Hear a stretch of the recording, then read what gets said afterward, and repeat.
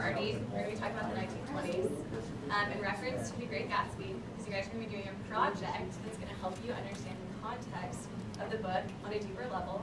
Okay, we've all heard the Roaring Twenties, that term before. So why do you guys think it's the Roaring Twenties? Ooh. Yeah, go ahead. Economic boom. Yeah. Anyone else? Yeah. There was a lot of culture wise. You had the iconic Clapper Girls, Finger Curls, men in business suits on Wall Street. Yeah. Absolutely. Yeah. Everybody started to really get into buying cars. Yes. And everybody was drinking, so they were probably being loud too. Yes.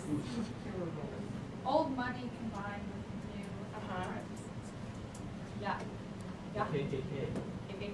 Jim Crow laws. Oh yeah, economic boom is right there. Yeah, so that's up there. Yeah, you guys listed off a ton of stuff. I'm impressed. So yeah, this was a huge time for social and political change. And like you said, Henry Ford had just lowered the price of the automobile, so it was very, very popular, giving us the Roaring Twenties. So yeah, this was the first time people weren't just living on farms, they were also living in cities, and so we had this huge division between upper and lower class. So we didn't really have as much of the middle class. And so as you guys have started reading The Great Gatsby, I'm sure you can see that you have people like Tom Buchanan, Daisy, Gatsby, and then you have that division between them and people like Myrtle. So it's that upper and lower class division. And so during this time, the nation's wealth more than doubled. And along with that, America was swept into mass culture. And kind of what that meant is that this was the first time that Americans were all wanting to do the same thing and participate in the same culture. So people were wanting to dress the same, so like she said with the Flapper Girls, people were wanting to drive the same cars, listen to the same music, drink the same drinks, all these different things. So what we're gonna do, we're gonna watch a really short clip, it's like a minute long, and I want you guys to pay attention to the music that you hear and the images that you see, because it's gonna help you whenever you do your research in a little bit, and also with your understanding of the novel. You might have to go back and then hit the play, which is annoying. So hit the big screen thing. And then go back. Because you said so.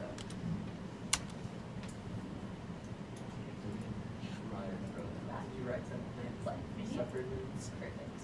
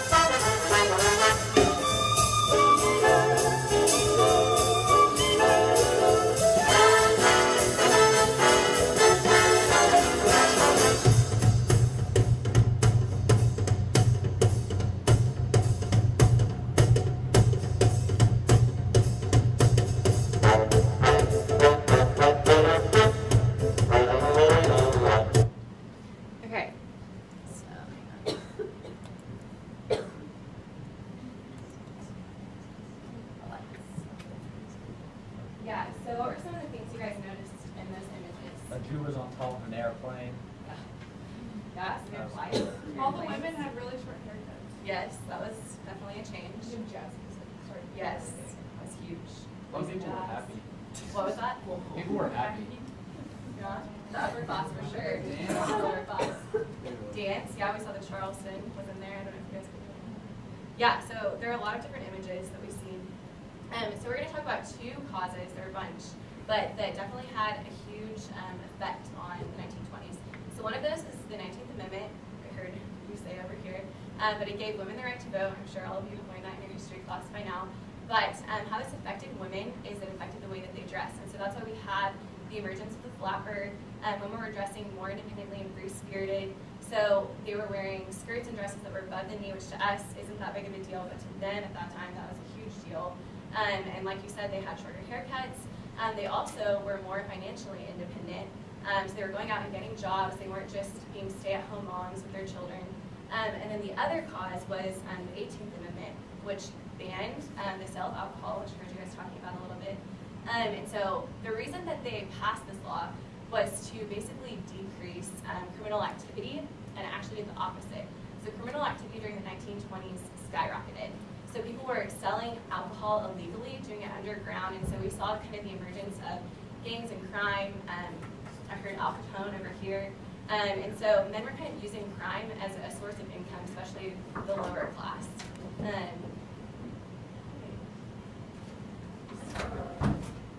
Yeah, so, okay, yeah, so that's all I have for you. I'm gonna go ahead and pass out your rubric for your project.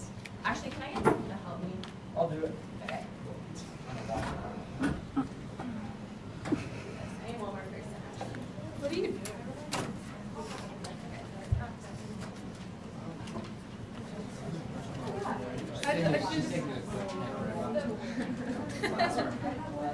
I have a little stick that like she can. Oh, Yeah. the selfie stick. I have it in my backpack. If you want it, you can use it.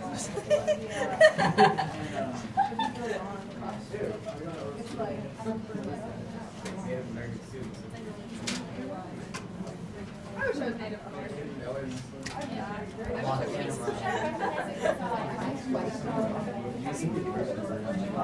Hey, do you know? Do you know Luke Davis really well? Rainbow? They wrote. Well, I use this for some of the consoles, so I brought it just in case, like it was like I couldn't use it. And they wrote an ode to Luke in it. It's really fun. We need one more. I'll check. You know, please go a long way. No, we're demanding. No, please.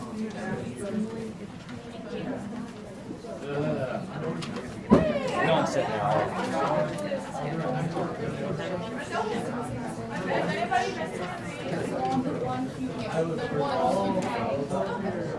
We all need another one of those, yeah. Toby Wonder.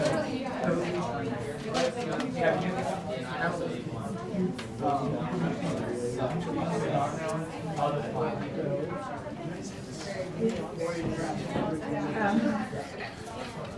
Okay, so we're going to go through the rubric really simply together. It's pretty simple, but what you're going to be doing, I'm going to split you guys into groups of 4, which we're going to do in a minute. You're going to be given a research topic, which I'll explain how we're doing that in a minute as well. But we are going to be going into the computer lab, and you're going to be expected to use a minimum of 3 outside sources, so obviously not Wikipedia. If you know how to use databases, that's great, you can use them.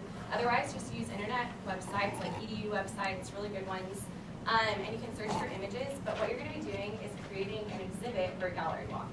Because this hour and then 3rd hour on Wednesday, we're going to create a little gallery walk right outside in the hallway. You guys are going to do that. And so what your exhibit should basically consist of is like images over your topic with like captions, and then a paragraph that kind of synthesizes your 3 outside sources in your own words and talks about why your topic is significant to the 1920s, kind of helps us understand the Great Gatsby on a deeper level. And so this breaks everything down really simply.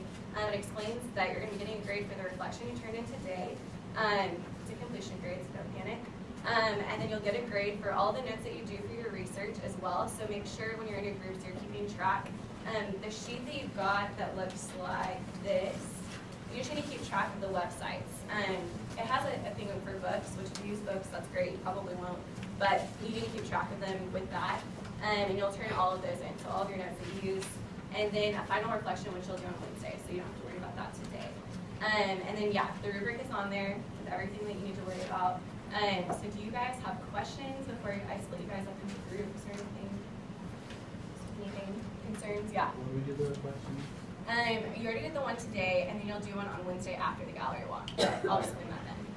So each group is given an individual topic, and then Mhm. we just talk about and create pictures from that topic. Yes. Do we have time tomorrow to work on this as well? Or is this something we should do like outside? Mrs. Moore? Time tomorrow? Not in class. Not in class. So I think you guys you'll have an hour today to research. I think you'll have enough time. Yes. Oh yes, that's a great question. It's going to be more like a visual presentation. So we're going to use like butcher paper. I'll bring some in on Wednesday. I brought some paper, and Mrs. Moore has some paper as well. But you can just like print off some pictures and print off your paragraph, and then kind of like a collage type thing. Just kind of like make it look neat and pretty. But yeah, it'll be like right outside in the hallway so that people like other classes can see it and think that we're doing stuff that's really cool. Yeah. So you said like the collage thing. So we only use one of those papers and then do topics over that. One of those papers. Like one of those papers that you said. Oh we yeah, use. and it's up to you. I mean, if you want to like do more, less, yeah, you can use one, whatever you want to do. You can get as creative as you want, basically. Yeah. So today, do we need to be printing out pictures and paragraphs? Yeah, I would say try to be as ready as you can on Wednesday to like put it all together. That way we can do the gallery walk on Wednesday.